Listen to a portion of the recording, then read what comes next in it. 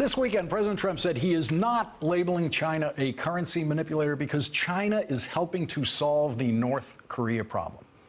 This weekend, the president held out hope for a peaceful solution to the North Korea problem, and that hope was that China would do the job. China would solve the problem.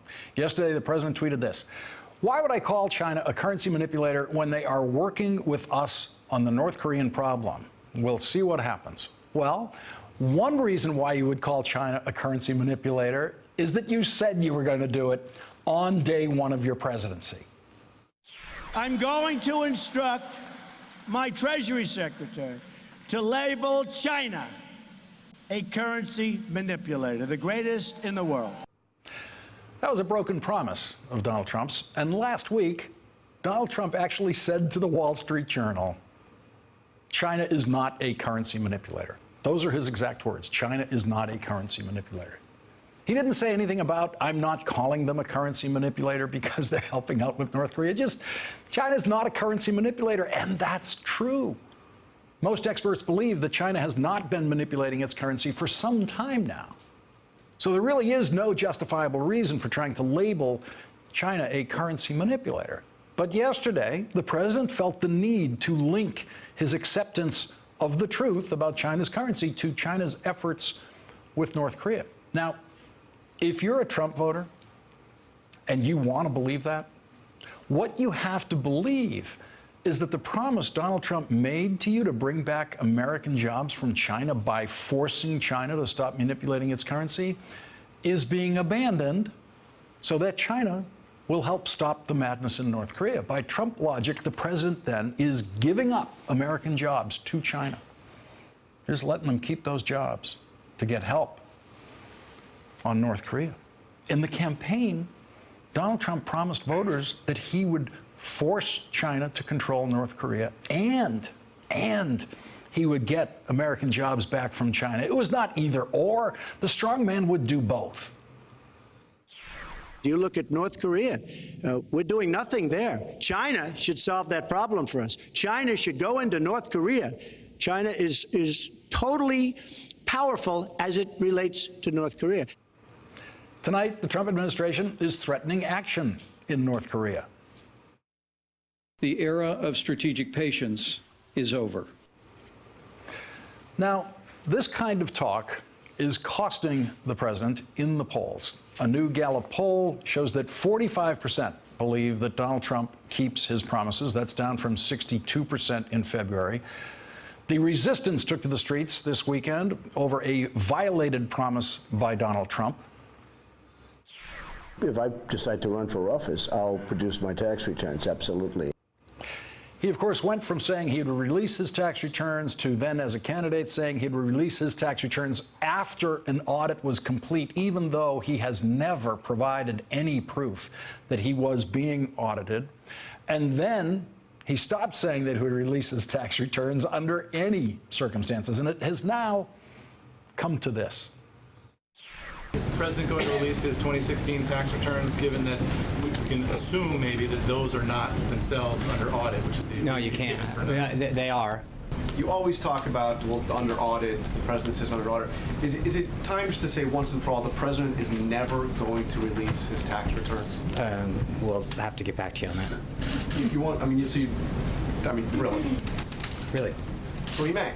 No, I said I'd have to get back to you on that. I think that he is still under audit. The statement still stands.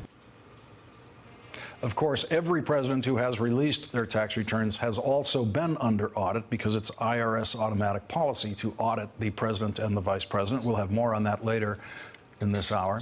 In over 150 cities this weekend, the resistance to the Trump presidency marched to the demand that the president do what Barack Obama did this time last year and release his tax returns. The president, along with Vice President Biden, released their complete tax returns, showing all of their income, all of their charitable donations. It was nothing unusual. It's what every president and vice president has done since Richard Nixon. This weekend's marchers did not expect Donald Trump to release his tax returns today, but they refuse to allow Donald Trump's abnormalities as president to become normal. And the resistance continues to show up at Republican town halls held by senators and members of Congress. And they're not just talking about the Affordable Care Act. Here is Republican Dean Heller in Nevada today. Do you support doing away with funding to Planned Parenthood? Will you commit to the women and to the people of Nevada that you will protect the funding at the federal level? At the federal level? Yes. Yeah, we'll continue. We'll continue to look at this issue. We'll continue to look at this issue. How many Russian spies do we have to have in the White House before you investigate it? When I hear that Donald Trump wants to severely cut the EPA budget, I'm angry. This is not acceptable. We cannot go backwards, okay?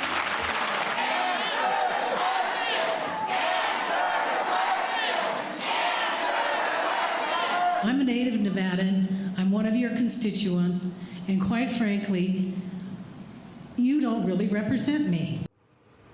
Here is Arkansas Republican Senator Tom Cotton today in Little Rock. I think you read The Art of the Deal because you got more contributions from the telecommunications industry. Therefore, you sold us out when you canceled the FCC regulation that ensured my privacy, keeping my ISP from selling my browsing history. I think it's time to repeal and replace you in 2020. I'm wondering if you could kind of define where you think our president's foreign policy is going. And I realize it's difficult, and I realize there's been some changes, but some of his decisions have been a little concerning to me. What does it take to get y'all to vote across the people lines and not party lines? Y'all! So I have no doubt that some Arkansans benefited from Obamacare. Many more were hurt by Obamacare, though. In the form of higher premiums.